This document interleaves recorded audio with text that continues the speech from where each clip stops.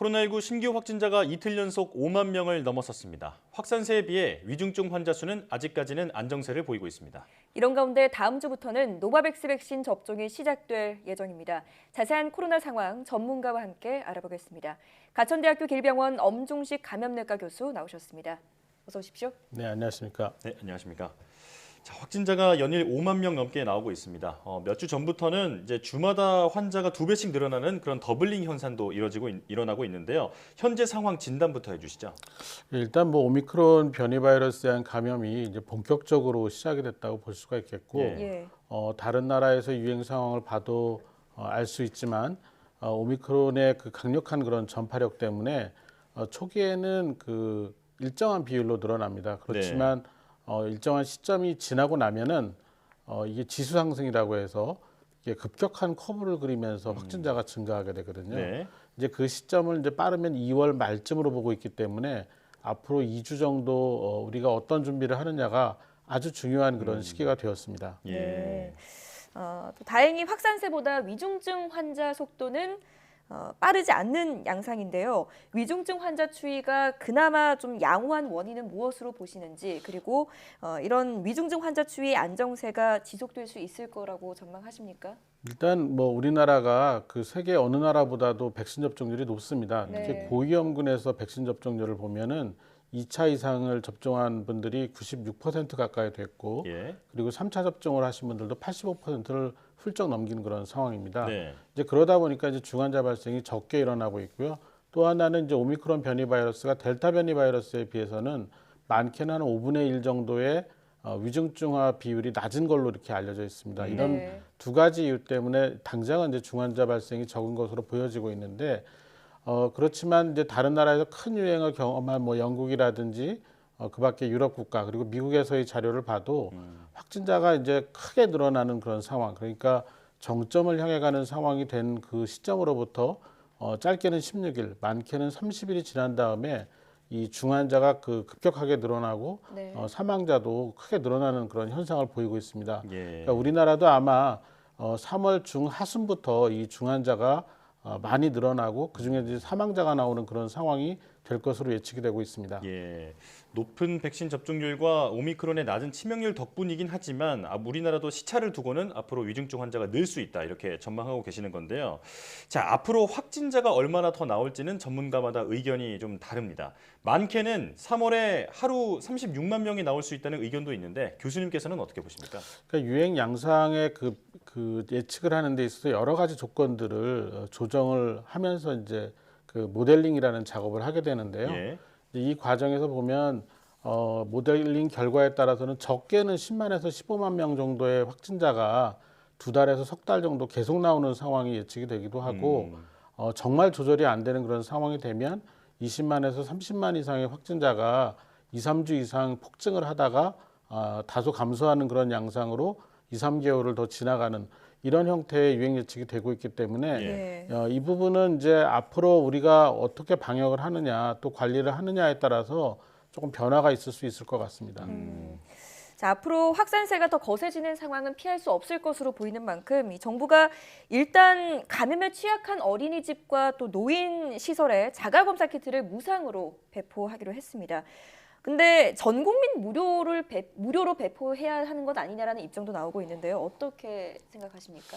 뭐 이제 전 국민 무상 배포를 할 정도의 재원하고 물량이 확보가 됐다면 뭐 도움이 될 거라고 보여지고 있습니다. 그런데 한 가지 좀 문제는 앞서 보도에서 보시는 것처럼 실제 이 신속항원 검사가 위 양성률이 한 30% 가까이 네. 나오고 그다음 뭐 대한진단검사의학회 자료를 보면 위 음성도 상당히 많은 걸로 알려져 있습니다. 그러니까 이 신속항원 검사 키트를 사용하는 데 있어서 주의하실 점은 이게 이제 그 진단에 도움이 되는 보조적인 수단이라는 걸 꼭 잊지 않으셨으면 좋겠습니다. 그래서 음성이라고 하더라도 확진자하고 밀접하게 접촉을 했다든지 아니면 코로나19에 아주 전형적인 증상이 있는 경우에는 가급적 이제 진료를 받은 그 의사 선생님하고 상담을 해서 PCR 검사로 이 연계를 할 수 있어야 된다는 점을 꼭 명심하셨으면 좋겠고, 예. 특히 이제 지금 어린이집 같은 경우는 우리나라 어린이 12세 미만은 백신 접종을 전혀 시작을 못한 상황입니다. 네. 이제 그러다 보니까 굉장히 그 고위험 시설에 이제 해당이 되게 될 수밖에 없는데 이런 곳에서는 그 반복적인 신속항원 검사가 유행을 파악하는 데 일부 도움이 될 것으로 보여집니다. 예. 자, 그렇다면 교수님 말씀을 종합해 보면 이제 그 반복적인 검사가 필요한 곳에 대해서 좀 집중적으로 지원해 줄 필요가 있다. 이렇게 정리할 수 있을까요? 네, 그렇습니다. 네. 자, 자가 검사 키트 품귀 현상을 막기 위해서 또 정부가 가격 상한제 그리고 온라인 판매 제한 또 구매 개수 제한과 같은 그런 조치들을 하기로 했습니다.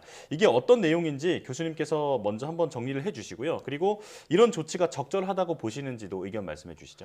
예, 실제로 이제 그 신속항원 검사를 활용하는 부분이 이제 결정이 된 이후에 어떤 현상이 일어났냐면 호흡기 안심 클리닉을 운영해야 되는 의원에서조차도 신속항원 검사 키트를 못 구하는 그런 상황이 발생을 했습니다. 네. 이제 그만큼 어디선가 이 유통에 그 문제가 생기면서 이 물량이 충분히 이렇게 그러니까 공급이 안 되는 그런 상황이 발생을 했거든요. 네. 네. 그렇기 때문에 이걸 안정적으로 공급을 하고 또 실제 필요한 사람들이 충분히 사용할 수 있게 하는 방법이 도입이 돼야 됐고 그런 측면에서 이제 가격도 너무 높게 오르지 않게 해서 구매를 할 때 부담을 안 느끼게 해야 됐고 또 이 구매도 온라인으로 하는 경우에는 이제 판매를 하는 분들이 조절하기가 어려운 그런 부분이 있기 때문에 네. 이제 약국에서 주로 판매를 하면서 소분해서 그러니까 한꺼번에 많이 사가지 않게 하는 그런 방법을 통해서 예전에 마스크를 우리가 그 마스크 품절되고 막 힘들 네. 때처럼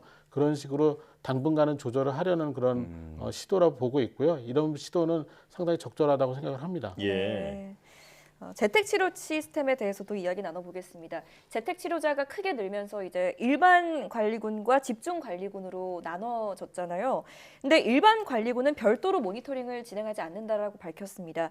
일반 관리군이 재택치료를 하는 중에 좀 반드시 의료기관에 알리고 또 적절한 조치를 받아야 하는 증상이 어떤 것들이 있고 또 실제로 일반 관리군이 됐을 때 가장 좀 기본적으로 또 중요하게 지켜야 할 지침은 어떤 게 있을까요? 예, 일단 우리가 그동안 2년 동안 코로나19 환자들을 보면 이제 중환자로 발생을 할 때, 특히 이제 폐렴이 발생할 때의 상황을 보면 열이 잘 멈추지 않습니다. 예. 그러니까 3일 이상 38도 이상의 발열이 계속 된다든지 뭐 해열제를 먹으면 잠시 떨어졌다가 해열제 효과가 떨어질 때쯤 다시 열이 난다든지 이런 게 3일 이상 지속이 되거나 호흡곤란 증상, 실제로 이제 숨이 찬 증상이 생기면 이건 이제 폐렴이 진행을 하고 중증으로 진행하는 그런 상황이 될 수 있기 때문에 이런 증상이 있으면 이제 빠르게 지정된 의료기관에 연락을 해서 비대면 진료나 대면 진료를 받을 수 있도록 해야 되겠고요. 예. 그다음 이제 아무래도 이 격리 자체를 누군가 이렇게 모니터링을 하지 않는 그런 상황이 되기 때문에 네.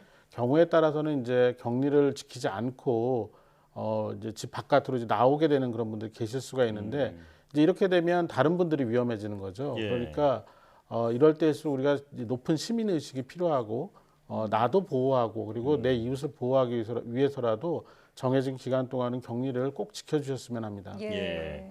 자, 이제 시간 관계상 마지막 질문이 될 것으로 보이는데요. 다음 주부터 고위험군을 대상으로 이제 노바백스 백신 접종이 시작이 됩니다. 이게 상대적으로 안전성이 높다라는 그런 평가가 있는데 이런 점이 백신 기피 현상을 좀 누그러뜨릴 수 있을까요?